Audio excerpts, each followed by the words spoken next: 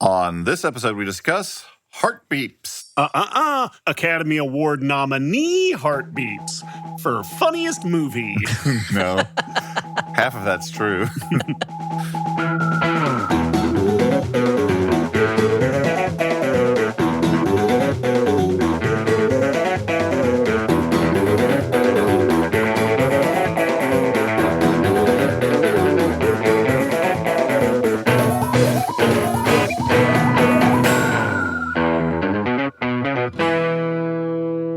Hey everyone, and welcome to the Flophouse. I'm Dan McCoy. I'm Stewie Wellington. I'm Elliot Kalin. And Dan, is anything special happening right now? Yeah. Shut up, Elliot Kalin, because I got to talk to these people about something. I deserve that. No, I earned that. Yeah.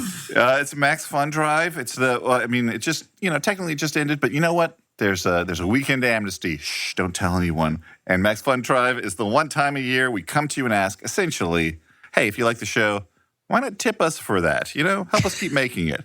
If you spend, say, like $5 a month on a fancy coffee, maybe get some less fancy coffee and support a show that you love and has become a valued part of your life. We'll talk more about it later.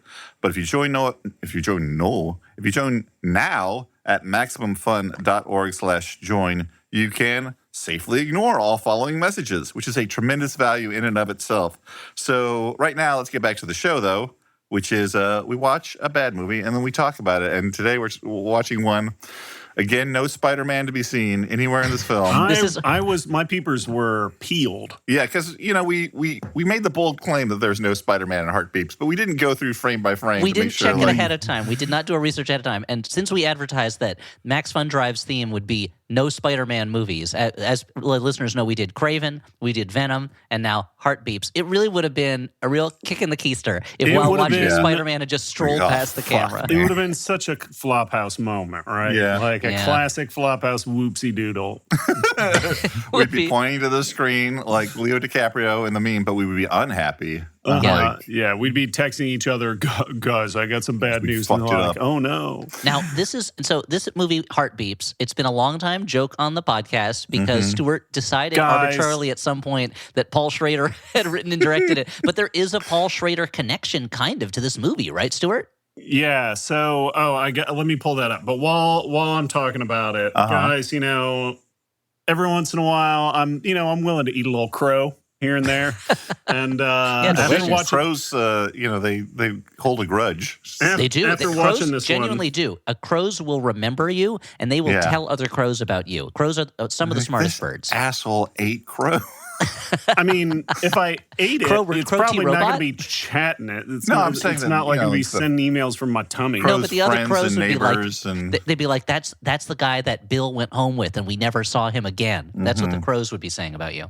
Yeah, that's fair. So just letting everyone know, I talked a big game, but watching this movie, guys, I think Paul Schrader didn't have anything to do with making this movie.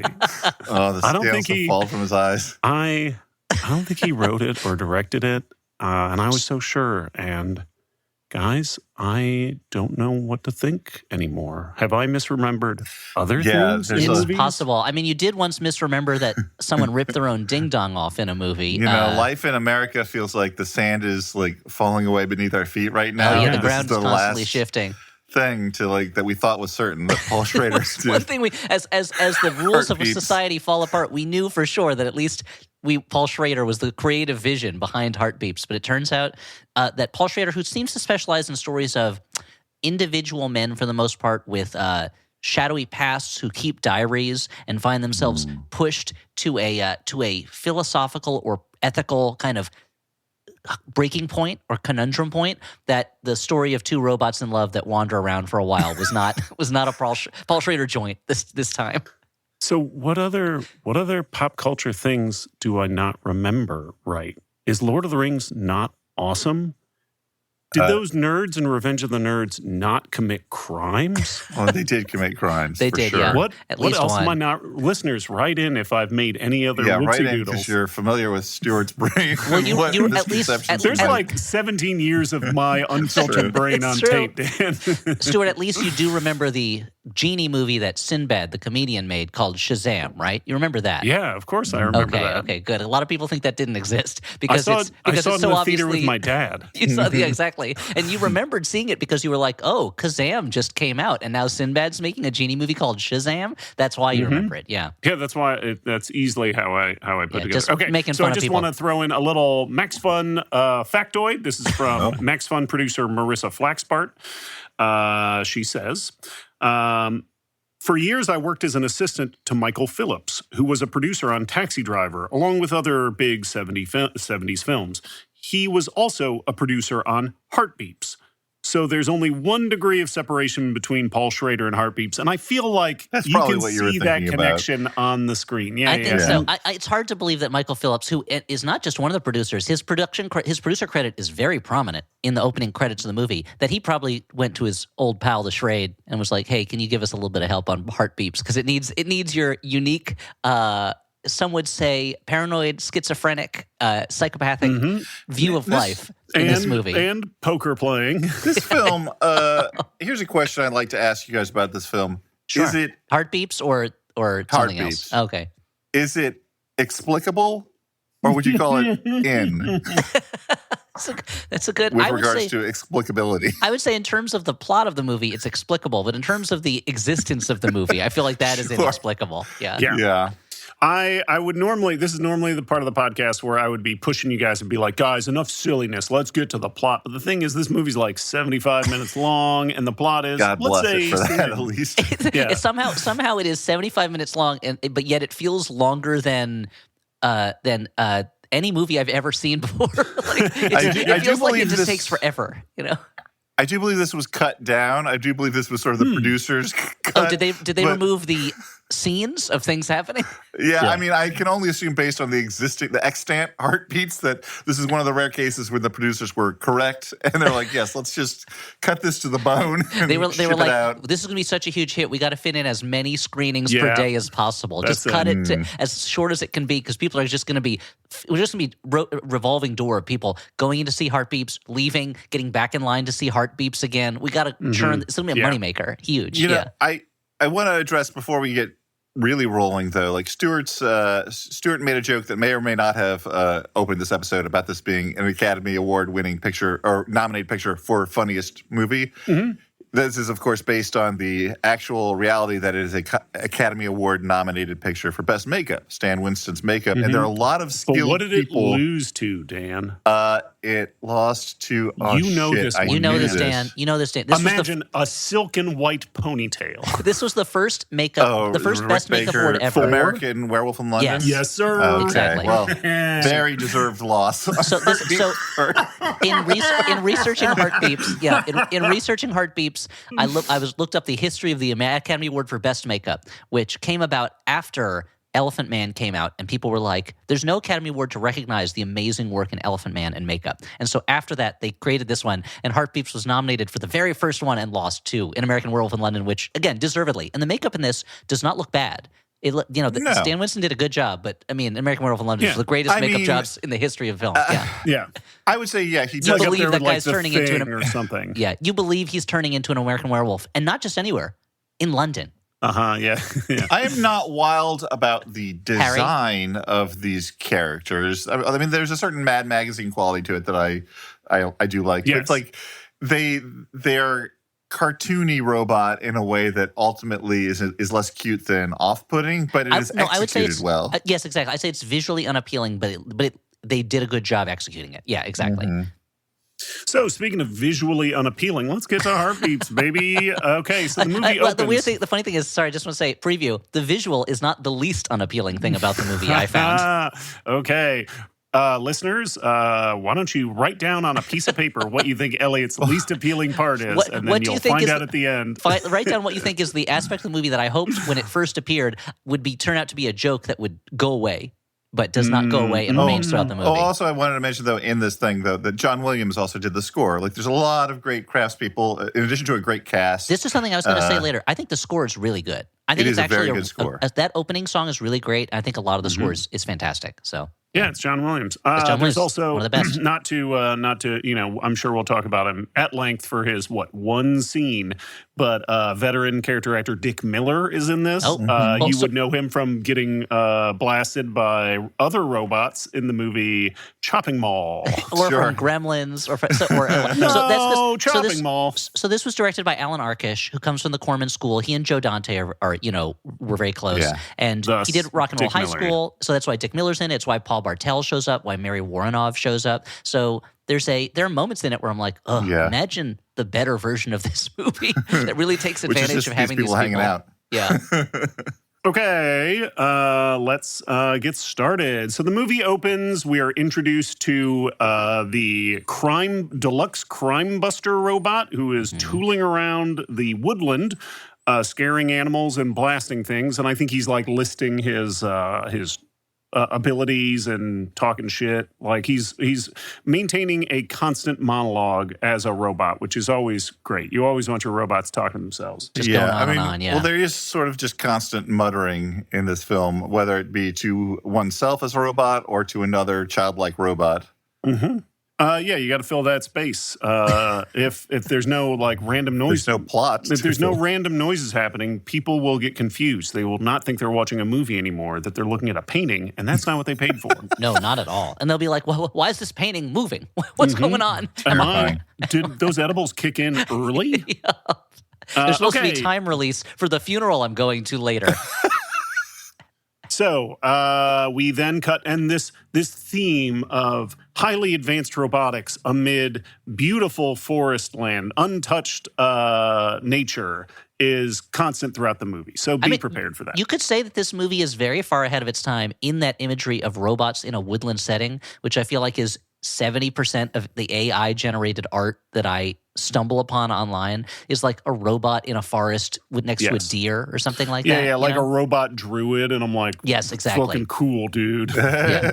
And the other AI art is always like Jesus with crabs around him, and he's got boobs or something like that. There's a lot of that online. Okay, okay, I'm into that. I mean, now you turn me around on AI. There's a lot of like Jesus blessing large praying mantises and things like that. So anyway. No, it is marvelous in a horrible way. Like, for someone who doesn't like AI, it's marvelous how it, because it's drawing on sort of like these vast resources, it's like, okay, we'll take all of the most like overused themes in art and cram them together, like art on the internet specifically, and cram them together in a way that makes it even more inexplicable than had a human decided to just draw a druid robot. Yeah. Okay, so we now cut to the interior of a robot, repair facility? It's like a giant warehouse. Yeah, it looks like a warehouse. I think it's implied that it's a factory, but it seems like a warehouse or a testing facility. Yeah. We have two, basic entry-level workmen there. They're right out of the Money for Nothing video, except they're live action. Yeah. Yep. Unlike everyone else, they're the live action ones. We have the Money Charlie for Nothing and Max. guys are not live action. That's the thing. Yeah, that's true. And these guys, I don't think make any homophobic slurs, unlike the guys in the Money for Nothing. No, that's true. That's a good also, point. when you said robot repair, I'm like, oh man, this would be so much better a movie if Phil Hartman just showed up as a robot and did the classic Jack Handy robot repair sketch in the middle of it. Yeah. So we have these two workmen. They are transporting Val, a valet robot. Who plays the workman? Randy Quaid and Kenneth McMillan, who I know best as the police officer from Taking Pelham 123, who goes, "Oh, the mayor's here," when everyone starts booing. But you may know him best as Baron Harkonnen from the David Lynch Dune. Oh, right. That is how I know him best. That is how I know him. Okay. So they are transporting Val, a valet robot wearing a... Can you describe Val, the robot, Dan? Yeah, I mean, he is in sort of a robot leisure suit. Like it's if you wanted to signal like sort of 70s square, you might put a robot in this outfit, and he looks like Andy Kaufman, only puffier because there's silverish robot stuff attached to his face. Okay, yeah. With eerily human-looking eyes. Yeah, and Andy Kaufman... like he's the Phantom of the Paradise. Andy Kaufman, known for doing voices, here picks possibly the most irritating voice he possibly could have done. It's kind of like a Latka without like without the charm, a specific regional accent. Yes, it's a lot without the accent, just the high pitch. And this was the element of the movie where when it first started, I was like, oh, damn it. I hope this goes away. I hope they screw something on the back of him. They're like, oh, let's fix that voice. And it turns his voice because the whole movie is just, I don't know why. Are your sensors indicating? What does that say? My data is incomplete. And it's such a cutesy, like horrible voice. Ruinous voice. Now, to describe visually, just to put it in layman's terms, Andy Kaufman looks a little bit like the Japanese actor Joe Shishido, who is famous for having, he wanted to look tougher, so he got cheek implants, and he makes all these gangster movies where he looks like a human chipmunk because his cheeks are so puffed out. That's what Andy Kaufman looks like here. Yeah. That's pretty cool. As a layman, I appreciate that. I wanted to put it in terms that everyone would understand. The actor Joe Shishido. So this robot Val needs some repair. He dropped something on his foot and messed up the servos or some shit. So they drop him off on a shelf and leave him be. He is. They leave him still turned on. I'd be turned on if I was next to robot Bernadette Peters. Yeah. So Bernadette Peters. Yeah. So they leave him next to Aqua, a poolside serving robot, played by Bernadette Peters Luckily, with Bernadette Peters' signature curly hair, but in this case, it's made of metal, I guess. This is more successful. This basically just looks like Bernadette Peters is a robot. Is a robot, yeah. They don't put as much puffy extra padding on her face, less filler. Okay, so they meet and they, I guess, talk a little and, robot flirt. How would you describe this? Yeah, I mean, so the whole, this to me, this movie in a weird way feels like the last gasp of like a sort of watered down 70s counterculture of like, sure, yeah, like, oh, like we're gonna understand human behavior through these nutty robots, these childlike robots who are learning both the beauty and the cruelty of the world for the first time, and so it's all sort of this cutesy like understanding of the way the world works humor, where Bernadette Peters is like, oh, if we were flirting, you would say something like this, and I might respond like this, and it's I don't know, as someone who like grew up, I'm old enough to like get the tail end of some of this spirit. It irritates me greatly. Yeah, it's very reminiscent of like 70s Mad Magazine, or even like old like 2000 AD style humor with like robots shouting at each other and blowing things up. Yeah, except there's less shouting and blowing things up. There's a little bit of that in this. His name's Crimebuster, and he's in the movie a lot.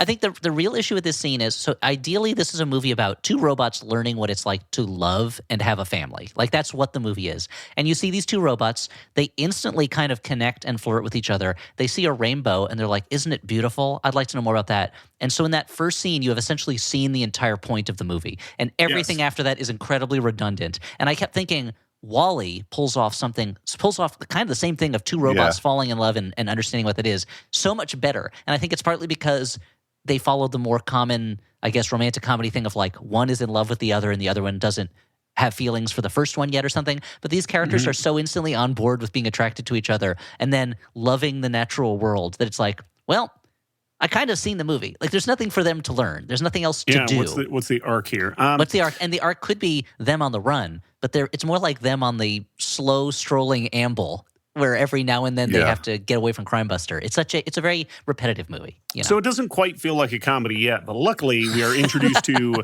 Catskill, the comedy robot. Hooray! Yeah. So this is a robot that is seated at all times, which is odd for a stand-up comedian robot, but that's okay. He's always puffing on a cigar and I think part of the reason that he's sitting at all times is that he is a puppet and not a person in a costume. So that explains it in world. Thank you. Yeah, and he's voiced by Jack Carter, who was one of the classic old school comics. In that he told one-liners and hated everybody, was mad at the world and hated everybody in real life. And the majority of the jokes here he tells are terrible. Like that's kind of the point, because later on we find out that he is on low power joke mode or something. Which is when that's revealed, I'm like, oh, okay, movie. That was maybe the one joke I it did make up for all the terrible jokes that he tells. Yeah. So these three robots are sitting on a shelf and they decide they want to go on an adventure. They want to go learn more about these trees in the natural world. Catskill, I guess, just goes along so he can tell jokes, and because maybe he's looking for a family too. We don't know. Mm-hmm. They escape using a robot repair van. The robot repairmen find them missing. They are tasked with bringing them back.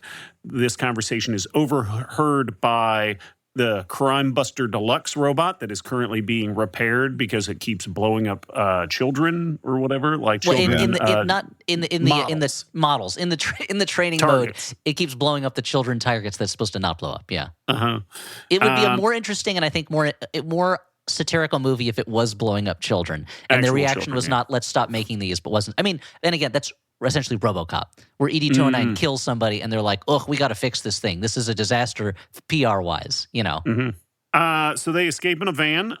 It's funny because they use sped up footage, right? And it's funny because, of course, Andy Kaufman, being the man, insists that he is excellent at driving right away and that he will not alter his driving style, even though Bernadette Peters, cast in the role of wife robot, essentially, is like, slow down. Yeah. So that's a She joke is for like you. slow down. Yeah. Slow about- down. Men and women and their relationships together. Even robots are like that. You know. Yeah. So Charlie and Max pursue in a helicopter.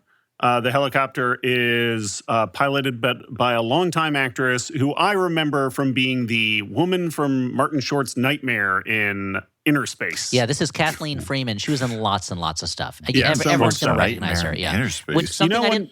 Yeah, Martin Short has this nightmare that this woman that he's like ringing her through his checkout line, and she doesn't. It's too much money, and so she pulls out a gun. Yeah. Yes. Do you remember, Dan? Do you remember the cooking show host in Gremlins 2, Microwave Of Marge? course. That's her. You know. Yes. And something I didn't realize till I looked her up while reading about this movie is that she's the speaking coach in Singing in the Rain who's trying to get Lena Lamont to talk Oh, wow. without her accent. So she's she's great. great. She's in lots of stuff. yeah. Again, that's Alan Arkish. That's Alan Arkish being like, who's someone who's great, who's been in a lot of stuff that I can bring into this, you know. Okay, so they're tooling around trying to find these robots on the run. Another great possible title for this movie. And to be honest, Heartbeeps is about the best. That and the score are the best things about the movie. Heartbeeps is a good name for this movie. Yeah, it gets it's just right not a good into your movie. fucking brain and then It never gets in your leaves. brain. It accurately describes the movie. You know. I would argue it gets in your brain in a way that irritates you. Like, what the fuck could this movie the thing. be? Hey, at least Heartbeeps? we're talking about What it. the You know. shit? Yeah, You're trying to sell me a movie called Heartbeeps? yeah, My guess is that this movie was called Robots on the Run. We would not be talking about it on the podcast today. it certainly wouldn't have sprung to my lips unbidden when talking about director Paul Schrader. No, we would be doing an episode about Nuns on the Run right now Yeah. if it was called Robots on the Run, because that's what Stuart would have attributed to Paul Schrader. yeah. In some ways, Nuns on the Run is more like the other work of Paul Schrader. I have to say, It is, yeah. Well, it deals with religion, I guess. So. and crime. Yeah. The van does the van break down or something? I don't quite remember, but they have to leave the van behind, and they use parts from the van as well as parts from each of them to create a tiny little robot named Phil. That's kind of their child. Phil does not communicate in traditional sense; it's more of an R2-D2 sense, and he's dragging like a little wagon behind him. Phil's voice is Jerry Garcia. It's credited to Jerry Garcia, but mostly it just sounds like sound effects. So I don't know it what. sounds like bleeps and bloops, but something must have been altered Jerry Garcia. Somebody must have been like, we want to get our buddy Jerry paid. Dan, Or maybe everything he about just- Jerry Garcia is altered. Let's just say that. Maybe he got on his guitar to make those bleeps and bloops. Maybe Could these be. are, Yeah. maybe these are jams from the Grateful Dead. Now He would at concerts be like, let me play some of my hits from Heartbeeps and just be. and the crowd goes insane. Oh yeah, they would love it. And the those people shows. who own the arena are like, you can't play your Heartbeep shit because No. people destroy the arena. People are ripping Yeah. out the seats. They destroyed the concession stand. They're killing each other. They're just so excited about it. There's blood everywhere. We got to hose it off. And fans are like, look, you can't appreciate the bleeps and bloops on the Heartbeeps album. No, That's no. not how to experience it. You gotta You see got it to in get it person. recorded off the boards, man. You got to get the bootlegs recorded off the boards. That's the best part, you know. Because then they can really stretch out. I've been trading with guys, and I have this one Heartbeeps that goes on for 17 and a half hours. It's the Whoa. greatest. Didn't realize you had the technology to capture all that audio, but I guess that makes sense. Yeah, It's somehow. a 30 cassette set. Yeah. But you got to listen it from the beginning or it doesn't work. Classic Is that book on tape Heartbeeps? like. Then turn it up, man. Yeah. Yeah, listen to this. Okay. Kids are going to love it. Now it's getting. Hey, Ben Burt, it's me, your cousin, Roger Burt. You know that beep boop you've been No, looking not for? Well, Roger listen to Bart. this. Not Roger Bart. Roger Bart. The Tony Award-winning performer. So it's getting late. These robots need a place to sleep because it's not safe for them to be wandering around in the woods after dark. And because robots So- need sleep. Then they need they need sleep and they need to Power, conserve I guess. energy or whatever. They need energy. So they go where they're going to find some energy, a bear cave. Val tries to go into the bear cave and placate the bear. It's not happening. The bear beats him up and throws him out. And it's about to attack them when the helicopter does a pass. Bear gets scared and runs away very fast, sped up again. It's hilarious. And you got to give them credit. I thought it was just going to be sound effects on a still shot of a cave, but no, they have a bear. They get a real bear. Yep. Yeah. Yeah. They get an actual bear. And speaking of bears, I think right now would be a great time for us to talk about something that is important to us. Bears. Like bears are important to the world. There's a lot of, importance So let's go to the Flophouse's own bear, Dan McCoy. Yeah, Thanks. thank you. That was the segue I was working on. Yeah. As I mentioned, it's Max Fun Drive. Now, perhaps there's a slight chance you're still unaware. What is Max Fun Drive? Well, it's the one time of year that we ask you to support the show as a member or by boosting or upgrading your membership, becoming a first-time member. All options, all shows on the network are overwhelmingly supported by listeners like you. And, sure, we run between 0 and 2 ads on every show to help fill in the gaps, but it should surprise no one to learn podcast ads are not a pot of gold, and now less than ever. It's really dedicated listeners like you that make our model work. When you pledge, you get to choose which shows you listen to specifically, which means the money goes directly to the creators you want to support, with a smaller percentage going to the network, which is now entirely worker-owned. So that's great. So all the money is going directly to the people who make and support the shows you care about, and not to some CEO's yacht debarnacling fund. And let me get a little high-minded about why member support is really key, because I want to say this kind of funding is what lets us keep making the niche, silly show you've grown to love and tolerate. And to me, that only becomes more and more important year after year, because when we first joined the network, I was like, okay, great. Crowdfunding is a nice, non-evil way to keep our show going. But with every passing year, as the entertainment world contracts, as media is consolidated under giant corporations that relentlessly are focused on paying creators the least they can while taking the profits of their labors, and caving to all sorts of money and political pressures in this terrible new world, this model genuinely feels essential to me. You pay directly for a thing because you want it, and as long as you want it, we keep making it, and we don't have to worry about the other bullshit. So will you please join us as a member? You can join, upgrade, or boost your membership at MaximumFun.org/join. It's pretty self-explanatory, but upgrading means if you're already a member, you can pledge to the next tier and get some fun thank you gifts that I'll mention later. Boosting is a way of increasing your pledge by a few dollars. If you don't feel you can go to a higher tier, this is helpful if you've added new shows that you listen to the old ones you support, because it means that adding new shows doesn't mean that your old favorites get any less. And also, if you know Max Fun fans who aren't in a financial position to be members this year, there's even an option to gift memberships to others. And they recently, I think within the last couple of years, added the option to prepay for a year. If you don't like the idea of monthly payments, you can just hit the prepay toggle at the top of the page, which is a great option because it locks in funding levels for the year, and it means fewer processing fees for the network. All memberships at $5 a month or more get access to the entire library of bonus content for Max Fun shows, hundreds of hours of weird off-format special episodes from shows across the network. And this year, We, the Flophouse, have multiple bonus episodes of Slop Tales, which is Stuart running me, Elliot, and Jubin Parang through a role-playing game where we're the staff of a restaurant in a busy vacation town, and it was a lot of fun.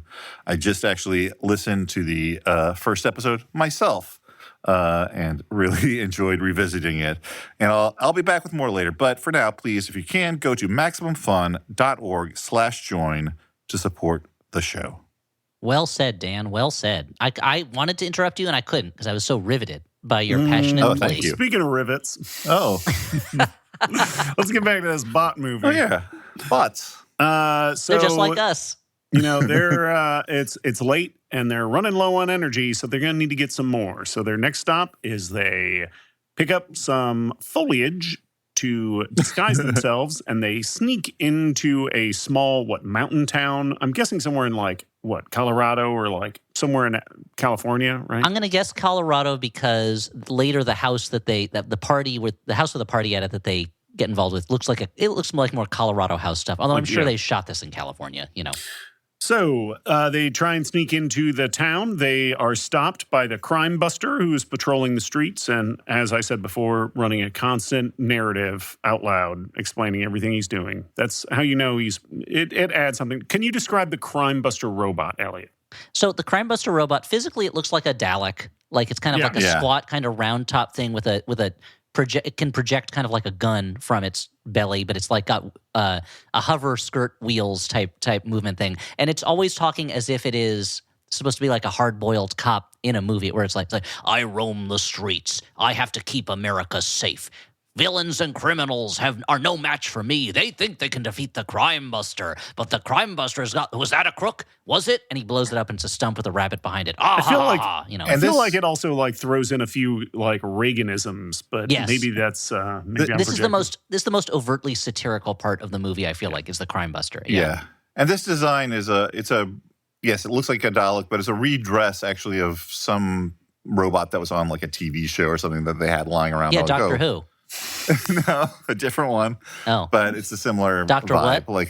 It just looks like a miniature tank, kind of. Yeah, that's a robot. Mini tank, yeah. Mm-hmm. And he's all colored black, and he's got a siren light on top, they're able to use their wits to distract Crime Buster, and they sneak away. This was one of the two jokes that I laughed at in the movie. The one was the low energy jokes one, and the other was when they're all pretending to be trees because they've got fake trees. They've got trees they're holding in front of them, like Burnham Wood going to Dunsinane. Yes, thank you. Yeah, that's how literate this movie is. And and Andy Kaufman, his annoying voice in this, he's like, I'm a tree bot. And the crime buster points to Phil, the little robot, and goes, he doesn't look like a tree. And he goes, that's because he's a shrub. And I just thought the idea of having to say oh no, he's a smaller piece of vegetation was a funny moment to me. And Crime Buster buys it. He buys it. So I'm just assuming I'm going to gender the police robot. I mean, he's got a male voice, you know. So they need that energy, and so the best place to go, they go to a 70s party. Fondue, bowls full of keys, Paul Bartel, everything you need from a 70s party. And Mary Warnoff. So this is there's a fucking conversation pit in that bitch. This is one of the classic film on-screen couples, Paul Bartel and Mary Warnoff.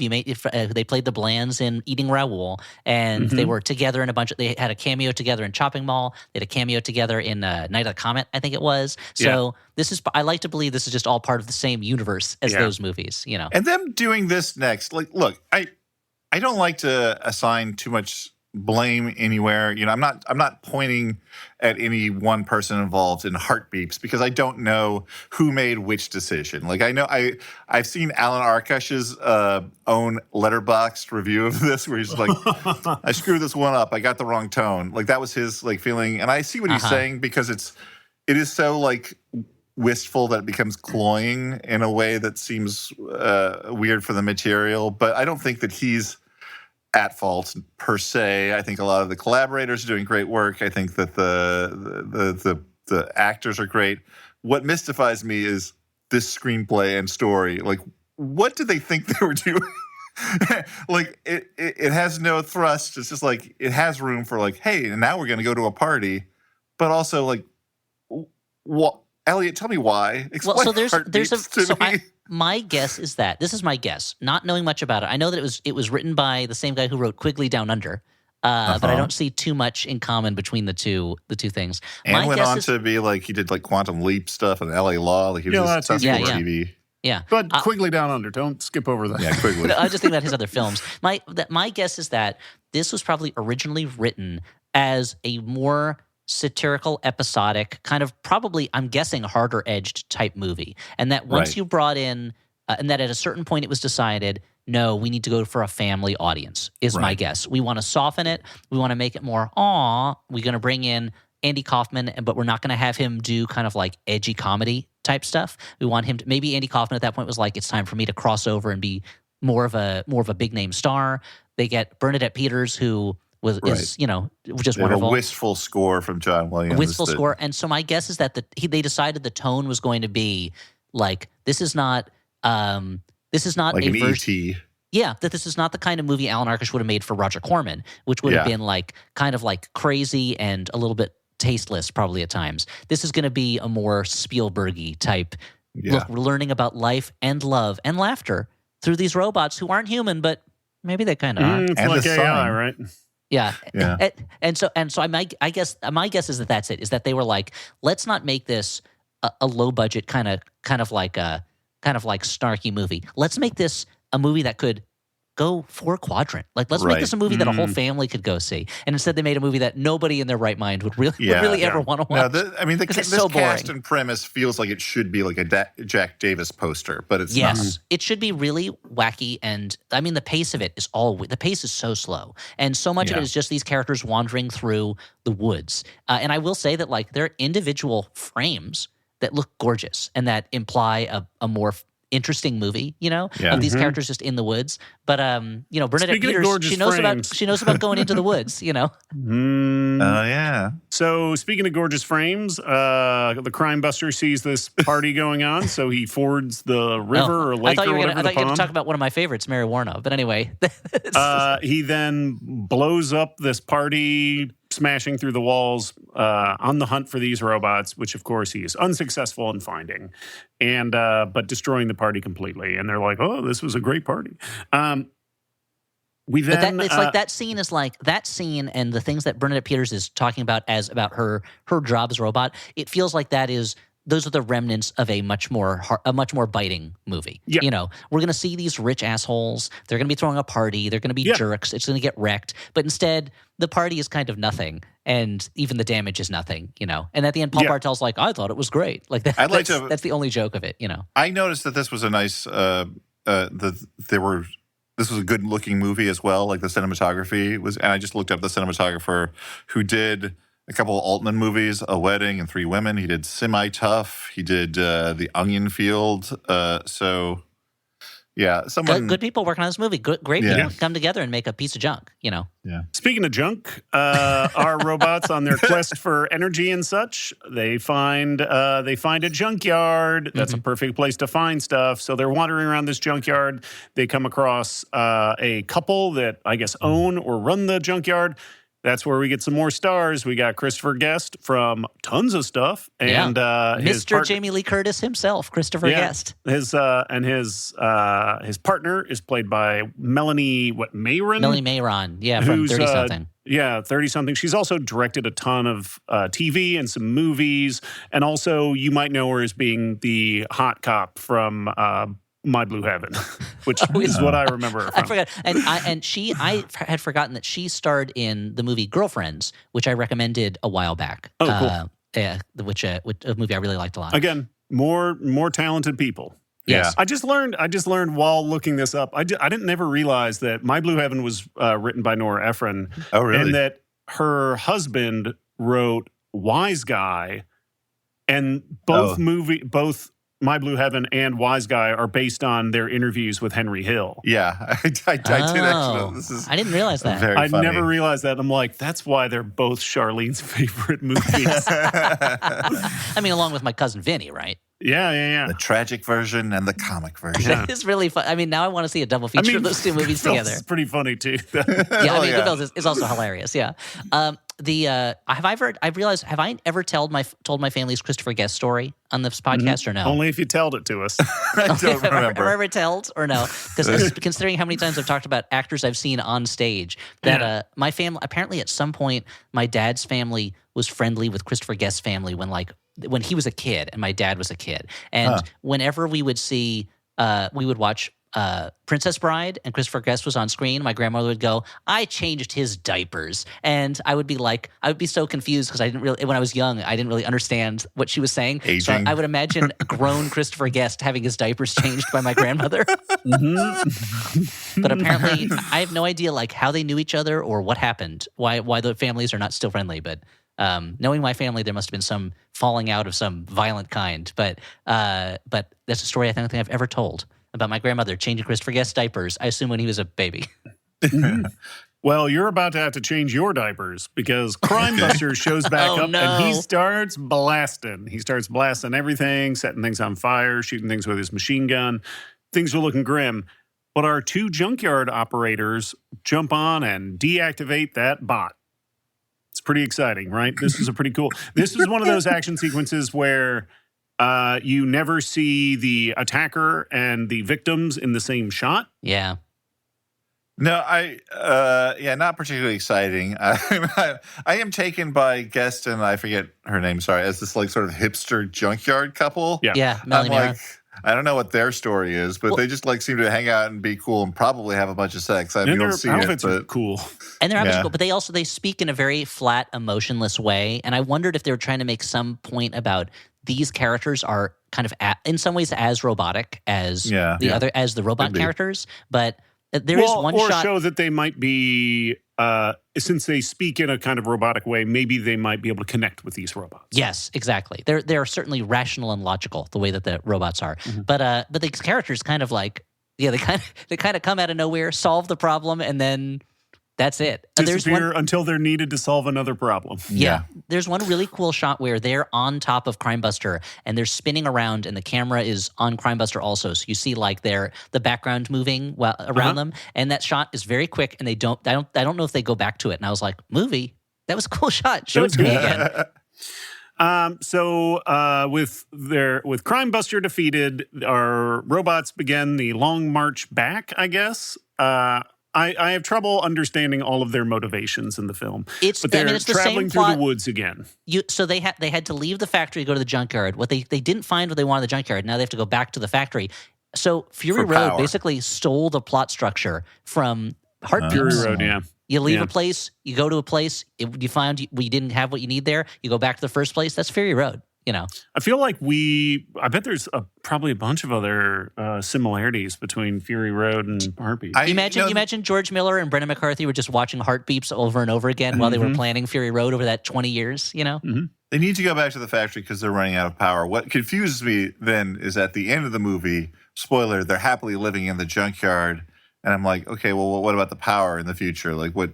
Oh, Dan found it. He found the sole goof of the movie. You're right. Go to Red Letter Media and listen to Dan on this one. I think that once they've gotten their power, maybe the junkyard got the power stuff they needed for the future. This is where the heart of the movie really comes in because the heartbeat. Our robots are starting to lose power. They realize that they thought Phil's battery would have more because he doesn't need as much energy because he's just a little guy. Turns out he needs just as much as everyone, and his power is very low. He's going to die, and they don't know what to do. And then before Val and Aqua can decide, Catskill swaps batteries with him. Mm-hmm. He's been conserving power this whole time, again, by telling low-energy jokes. So Catskill, they just leave him in the woods, and they continue traveling. And then Aqua's power runs out. I feel like this is when the movie goes from cloying to maudlin. Yeah. In these sequences where the characters are dying in front of us and they're lying to each other about how low their battery is because they don't want each other to worry about them, Yeah. I love that they're like, we didn't think Phil needed as much power. And it's like, well, Phil is literally pulling all of your junk. He's the one who's literally carrying everything. But okay, sure. Yeah. I mean, that's the data. These are the experiences they're learning, Elliot. This is why this trip is so important. That's why we have to make a movie of it. Well, I don't know anything about that. You're right. That's so the thing is, what I didn't like about this movie here too is that we've had this before with Flophouse movies where it is playing on a real emotion, but it's doing it badly. But I can't help to have that emotion triggered in me still. The idea, there's a lot of it which is just them talking about their anxieties for Phil in the future and wanting to prepare him for the world and wanting to make sure that he's healthy. And it's like, yeah, that's the conversation I have every single day with my wife about my children. And I don't like that the movie is like trying to get me to cry by having two robots do it in a very boring way. And I can't help that it does make me think about those things in a way that makes me feel those emotions, but I want to be like, movie, you didn't earn this. Like, you're not getting this on your own. Yeah. This is like a commercial for cotton where it shows a guy like watching his daughter grow up and then get married, where you're like crying and it's like, but I don't care about busy. Cotton. You know? Mustard Too much time, mayonnaise. It's where I'm just making a sandwich and my daughter's like, Daddy, I'm dying now. No time. Sorry, this mayonnaise and mustard. Goodbye, Daddy. The mayo I'm stirred and dying. mustard mayonnaise. That's the best line of the whole thing. She goes, "Bye, Daddy, I'm dying," and he just shrugs. Oh, what a great sketch! If anyone doesn't know what we're talking about, the Mr. Show sketch about mayo stirred and mustard mayonnaise and how the time-saving condiments that are not taking up too much time. It's so And funny. the guy can't go to his daughter's graduation because he's making a sandwich. Oh, man, so that's good funny. stuff. So we have this final moment. Both Val and Aqua run out of juice. Val is reaching toward Aqua, and then they both are frozen He's in a reaching- beautiful field. Go on. Well, no, he's reaching towards her while literally being like, "No, I wish to talk to you about one last human thing. What is your understanding of the emotion? He's talking about love, people. He's trying to say love, but it's so sad, Dan, right as he's about to say it, because he's fumfering so much beforehand. Yeah. It's just like in movies when someone is being wrongfully arrested for a crime, and they're like, "But you got to understand. No, but just let me tell you. But just give me a minute." It's like, well, use this time to say the thing that you need to say. Don't preamble it so much. You know. Dramatic tension, Elliot.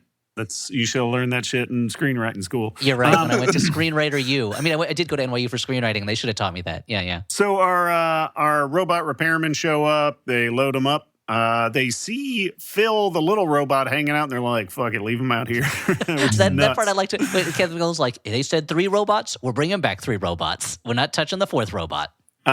So they take him back, and then immediately we get a little bit of we just get like a voiceover where they talk about how the robots they rebooted them a bunch of times. They kept messing up. They kept malfunctioning, and so they just threw them away. And so we then see we get a little happy ending in the junkyard. Val and Aqua are. Yeah, they've been Dressed restored differently, but by restored. these nerds, these lovable junkyard nerds. And they have this weird little robot family, including a new addition, Dan. Yeah, a little like robot girl Mm-hmm. robot. Little girl robot, yep. And that is the end of the movie. Are they grilling? Am I imagining that? Was it?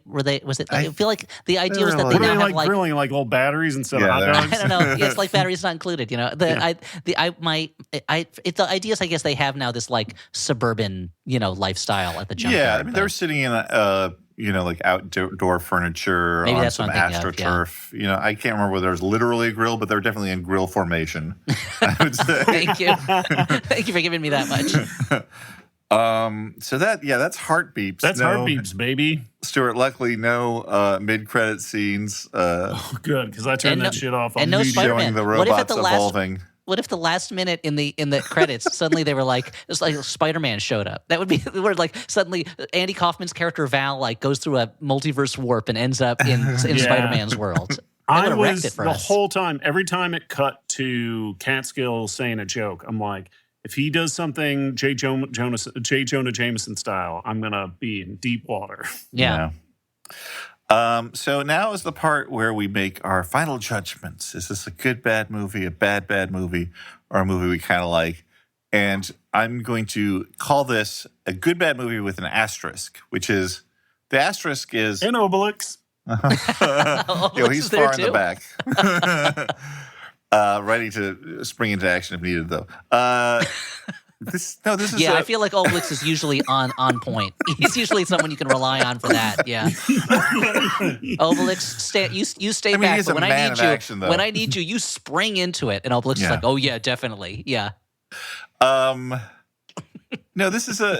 I'm saying that because this is not a good bad movie in the sense of like I think you're gonna laugh and be like, if you got together with friends, like, oh, this is so wacky how bad this movie is. We're all having fun. Like as we said, it's slow and maudlin, but I'm gonna call it a good bad with an asterisk of like it is so fascinating if you are interested in like real like mega flops. Like it is fascinating to watch a movie that has so many talented people doing good work in their fields and it all adding up to something that you can't understand why anyone ever thought this should be made or put on screens.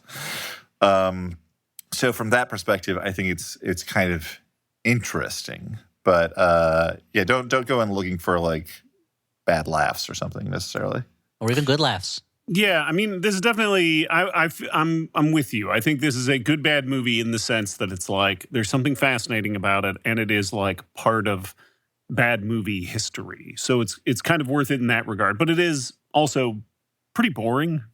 Yeah, like you're in and out in like 70 minutes at least. Yes, that's essential. That's why I would call it a bad movie for me, is because I think it's worth watching a couple clips from, maybe. If you watch the first 8 minutes of this movie, right, you've got it, except for just imagine those same characters wandering through trees for forever. I think I found, maybe it was just the mood I was in while I was watching it, but I took no joy in it for the most part, and I just found it so endless and so kind of dull. But it's I feel bad that you, like, normally when I'm feeling bad or when I'm feeling disconnected from the world, I turn to cinema to kind of raise my spirits, and I feel bad that Elliot had to do that with Heartbeeps.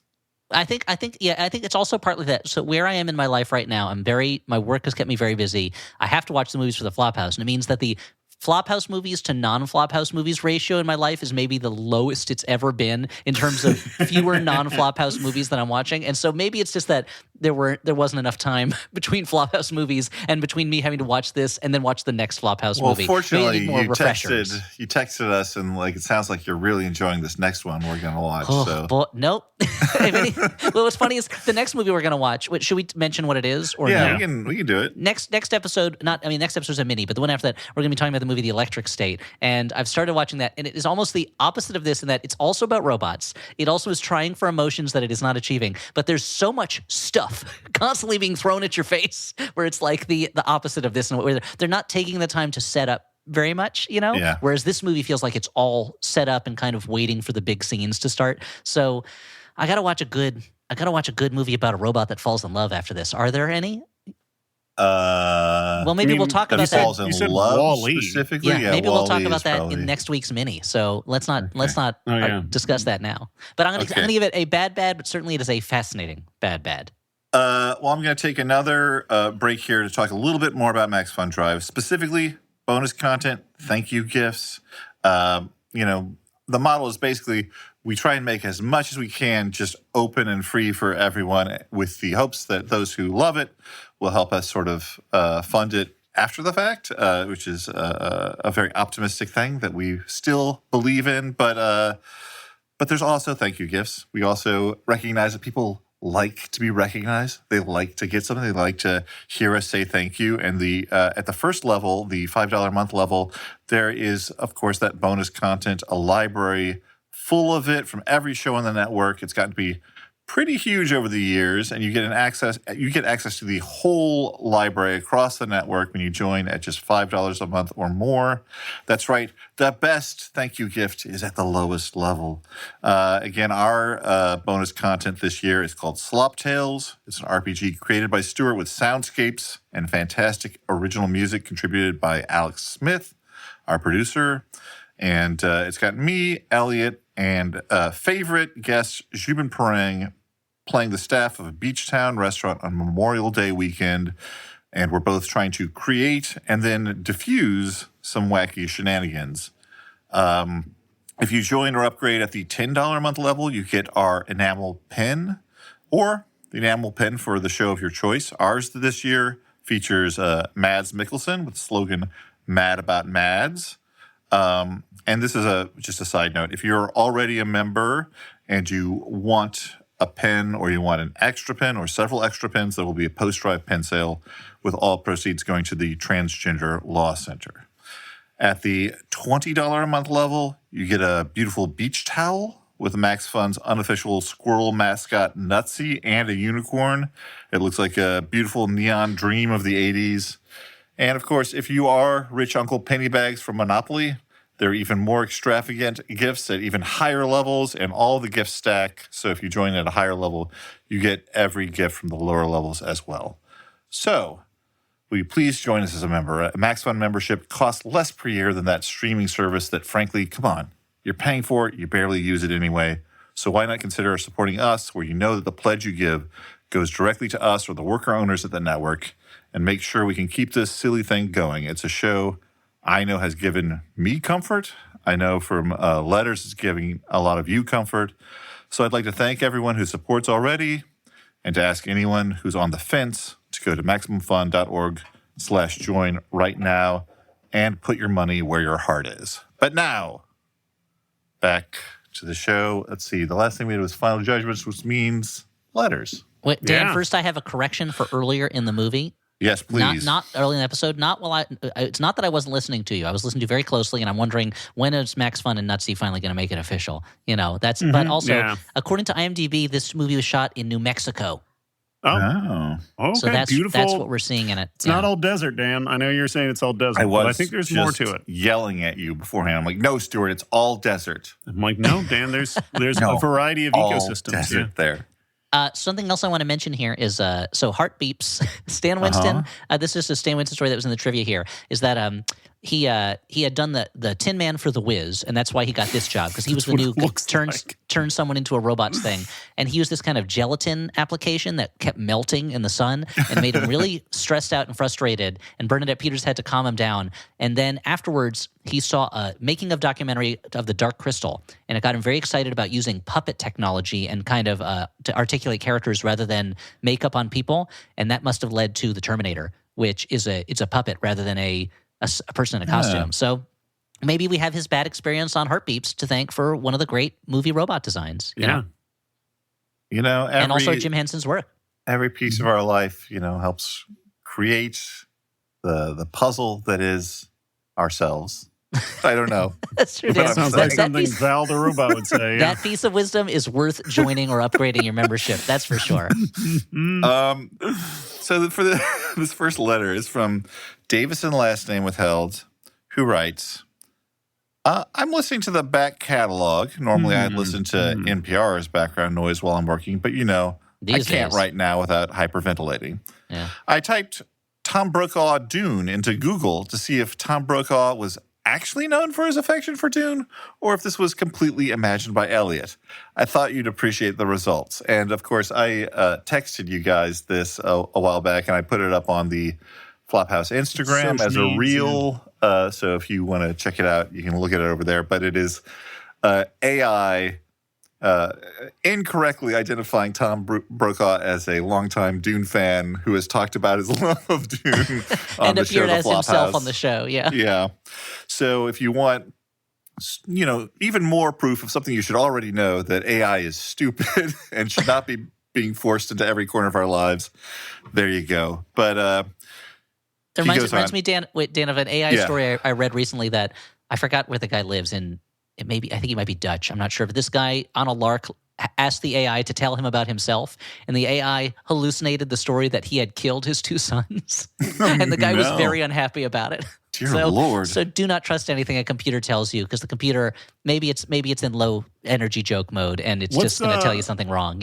What's the chance you think that somebody has been like, hey, Tom, I saw something about you on the internet that you love Dune? The best I thing think would there's be a chance. there's a chance. The best thing would be if somebody was like, I saw online, Tom, that you love Dune. And be like, oh, I've never read it. And then he reads it and he loves it. And then he comes on the podcast for real to talk about how glad he is that we introduced him to it. That would be a dream come true. So, Yeah, Tom I would Brokaw, if you're cry, listening to yeah. this, if you read Dune because of our podcast and you loved it, please come on the show. We would love to have you. Yeah. Anyway, the letter continues, though. Instead of reading Oh. further to try and figure out the truth, I decided to write the Peaches with a question. Oh. Has there ever been lore or legend related to a film that influenced your feelings for that film, and upon learning that lore or legend was untrue, changed those feelings? I'm thinking about stuff outside the actual content of the movie. So Ding Dong ripping off would be excluded as an example. Ooh.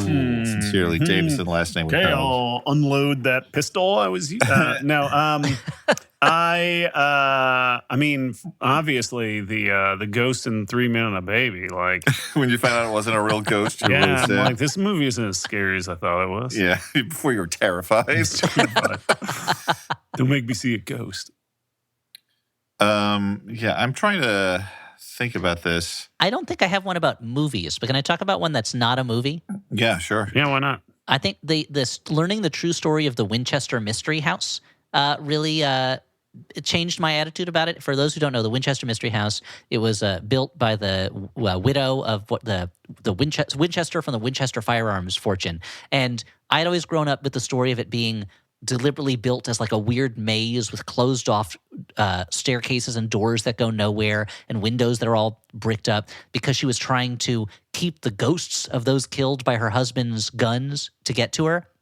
And then years ago, 99% Invisible did an episode about it where they're like, she was a pioneering female architect and there was an earthquake and half the house fell down. So they just had to very hastily put new walls up and things like that. Or they changed this because they made an addition to the house. And it really made me kind of upset that a very non-supernatural, very real explanation for why a house was kind of weird had been turned into this story of an insane madwoman, you know, who was paranoid about ghosts. And it made me look at it differently. Made me kind of sad, you know. So I hate to bust everyone's bubble about the Winchester Mystery House, but you know, it's not really a ghost thing. Dan? Yeah, I'm really trying to think. I'm not. The only ones I can come up with are ones that are actually true that have enhanced my enjoyment, like how everyone had dysentery on Raiders of the Lost Ark. So Harrison Ford's like, look, can I just shoot him in the scene? And made a better scene. So I apologize, but I thought that was an interesting misuse of technology that I wanted to pass on to everyone. Tom Brokaw, as far as we know, it's just out of Elliot's beautiful brain. Yep. Don't even. I wish I could walk my way through My the brain. thought process of it, Oh, was but it your I brain? can't. That's it. I started it. Okay. Well, Check the tapes. it all gets merged together over the years. It's a collab, yeah. Ethan. Yeah, but I certainly stole it from you. You can't Yeah, deny that. true. yeah. Ethan, last name withheld, writes, a few years ago, I worked in Berkeley, California at a nonprofit. One weekend, my coworkers and I drove to Lake Tahoe for a camping trip, but when we got to the campsite, the air quality was dangerously low due to a wildfire in Yosemite to the north. So instead of hiking, we went straight into our tents. I was with my Ugandan coworker, who I only kind of knew at the time, who proceeded to pull a laptop from his bag and asked me if I wanted to watch a movie. I asked him what he had, and he was very excited and started playing Morbius. It had to be the weirdest movie-going experience of my life. I'm curious, what's the weirdest movie-going experience you've had, / the weirdest place you've watched a movie? Keep on flopping around the theaters, Ethan.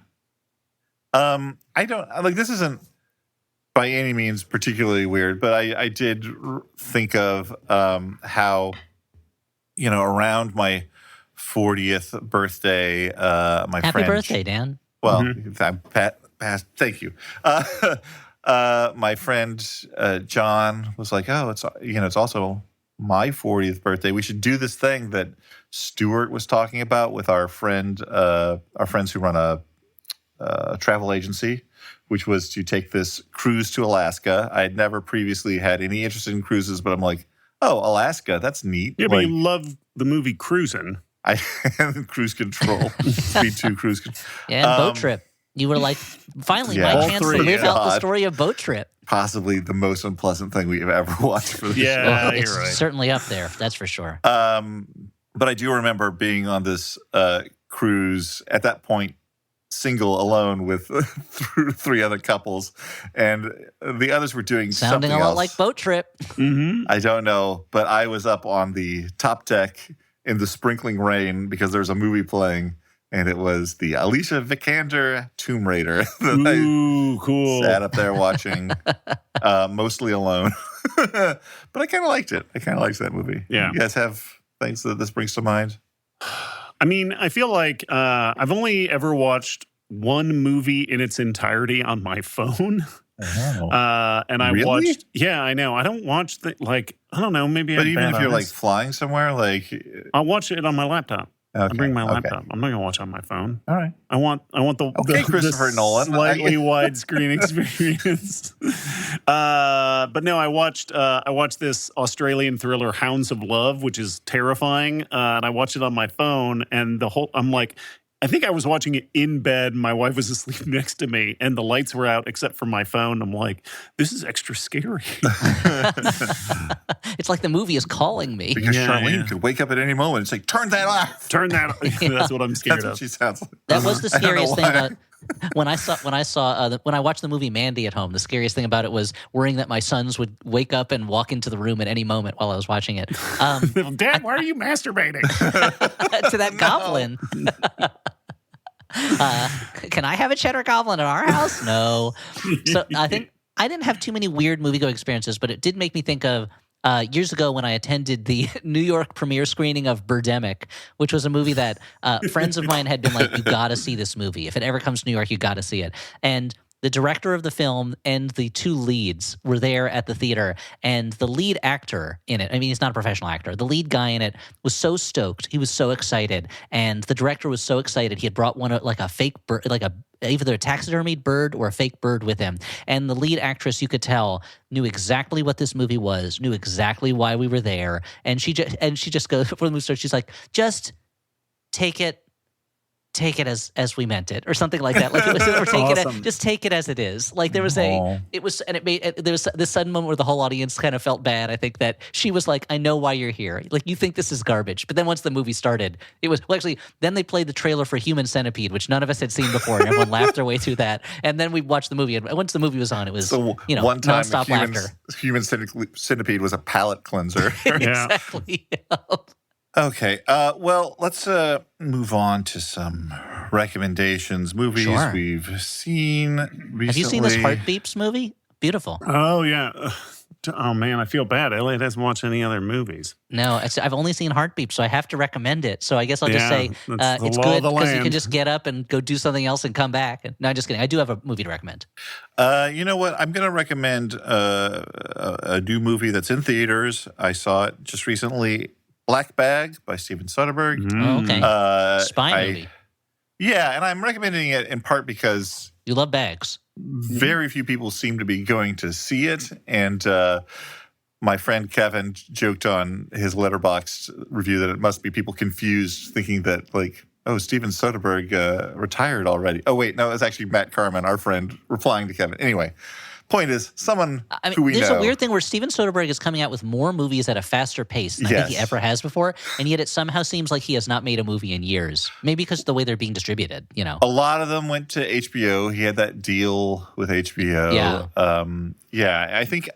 I think part of it is where those movies can find homes now. Part of it is like he has made a lot of them, and he continues to do it with like great craft. But I think the fact that he's prolific makes it seem less special. Maybe when it comes out, I think I that's don't exactly know. right. Yeah. But this is, another great piece of craft from him. Fassbender and Blanchett, play hot spies because that's the only things that they can play. But it's funny. It's like it's a Le Carré style spy story, but they are, gorgeous hot people at the center of it. So it's a weird sort of conflict. Which is very not Le Carré. Yeah. Yeah, it's usually 60-year-old balding men in a office somewhere, Smoking cigarettes. pasty from never seeing the sun, But I think in this movie, so much of it is about their marriage that it helps that they're both smoking hot people, because you're led to believe throughout the film, you're like, okay, well, can they trust one another? They're both in the spy business. It's a case in which one of them has to investigate the other, and you are wondering, is the trust that they've built up real or not? And that's kind of the central metaphor, spy business as marriage. But the spy business is all really well put together and sharp and entertaining. And if you want movies that aren't just some IP being recycled, then maybe go out and Go see some solid adult fare. Yeah. But I think we've been trained not to is the problem. But I would recommend it. Stuart? I'm going to recommend a little short movie since Heartbeeps was a short movie. I'm going to recommend a movie from last year called Rap World. It's a hot 55 minutes. It's available on its entirety. Not even feature length. Wow. It's available in its entirety on YouTube. It's a film by comedian Connor O'Malley. And it is about a group of friends shot very like cheapo documentary style, mockumentary style about a group of friends on one night in 2009 who are living in Tobyhanna, Pennsylvania, and they are recording they are attempting to make their debut rap album. And, over the course of a single night. And obviously, hijinks and setbacks occur. And also, it's very funny. It's edited really well. There's a bunch of great little performances. Sarah Sherman from Saturday Night Live's in it for a little bit. Connor O'Malley's very funny. Everybody's great. One of the guys who keeps over the course of the movie keeps sending these like kind of deranged FaceTime videos to a girl he's interested in. The way that he speaks sounds so much like my younger brother that it is incredibly triggering for me. And it was very both hard to watch, but also kind of impressive that he manages to capture a very specific type of Midwestern slang speaking. So, Rap World, check it out. It's really funny. I'm also going to recommend a short movie, but not as short as Rap World. I'm going to recommend a movie from 1969 called The Comic. It was directed by Carl Reiner and stars Dick Van Dyke, and it tells the story of a silent film comedian who's basically a big jerk who makes his career in silent film, and then when he reaches a certain age, his alcoholism and his mistreatment of others gets to him. And the first hour of the movie, when it shows him making his way in silent film and mistreating people, is okay, although it really shows how well Dick Van Dyke would have done as a silent filmmaker in the 20s because he's very funny in it. But then the last half hour, when he is an old man living a very boring, unpleasant, but like unsatisfying life, I find parts of it so funny because it's so bleak, and it's just kind of like him as an old man sitting in a small apartment watching TV while he's eating. And there's something very funny about it after the bigness of his life before then. And so I think it's not the greatest movie. I didn't really love it the way I was hoping to, but there's a lot of moments in it that I really liked a lot. And so I'll recommend The Comic, which I believe may also be on YouTube in its entirety. Not necessarily legally, but I think I might have watched it on Tubi or on YouTube Movies. I can't remember. Anyway, It doesn't matter. And I have one final recommendation, which is that if you've never been a Max Fun member, try it out at just $5 a month. Enjoy that bonus content. If you're already a member and you'd like to support a little more, we would certainly appreciate you upgrading your membership or even boosting by a few dollars per month or so if you are able to do so. Please do so now, though, before you forget at MaximumFun.org/join. And most importantly, thank you to all of our members. Thank you for listening. We cannot make the show without you, and we are so grateful for your support. And we're also grateful for producer Alex Smith. You know him by the name Howell Doughty on the internet. Check his stuff out as well. Check out the Maximum Fun family of podcasts at MaximumFun.org while you're joining. And thank you for listening. I've been Dan McCoy. I'm Stewie Wellington. I'm Elliot Kalin saying thank you, listeners, but especially thank you, members. Okay, see you next time. Bye. A little stinker.